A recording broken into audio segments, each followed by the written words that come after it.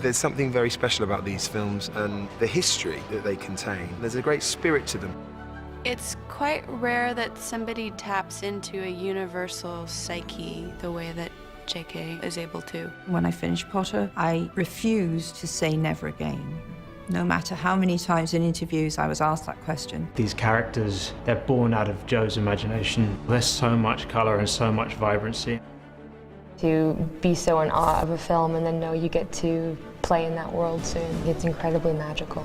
J.K. Rowling is not just continuing a story, she's taking it to a new level.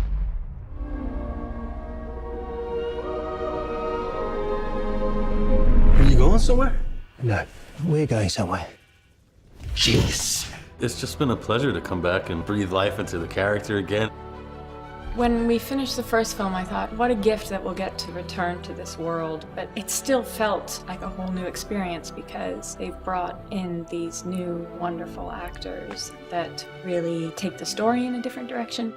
It's more layered, it's more complex, there are more character strands developing. There's a rumor that Newt Scamander is headed to Paris. One of the great glories and joys of the Beast series is how free I am to go different places. Of course, it had to be Paris.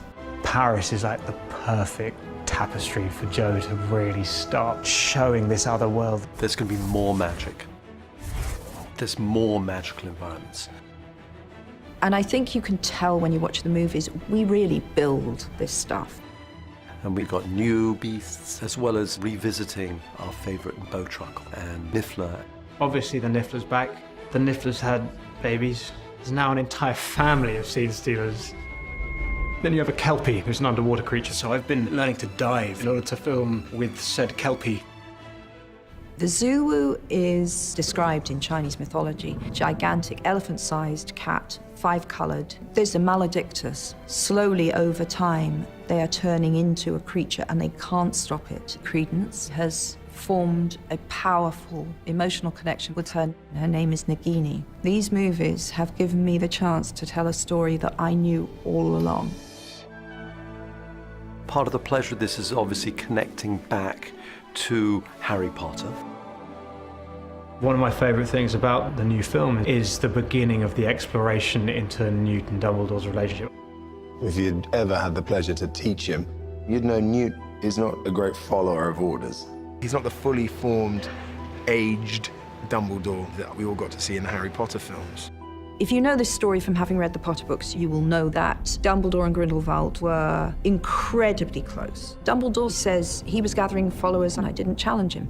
So why didn't he? I can't move against Grindelwald. It has to be you. I think people will be very surprised, having seen the first movie. We're now getting into the meat of the story, and people's allegiances are now being exposed.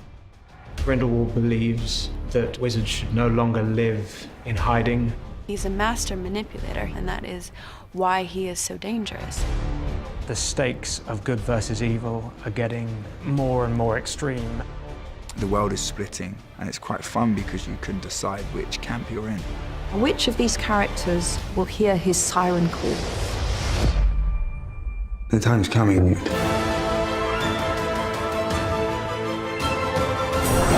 I think it's going to surprise people. Things are becoming much more dark and complicated. The last one feels like an adventure. This is a thriller. It's like a ride, like you get to the end and you're like, whoa, what just happened? It's not like anything we've done before.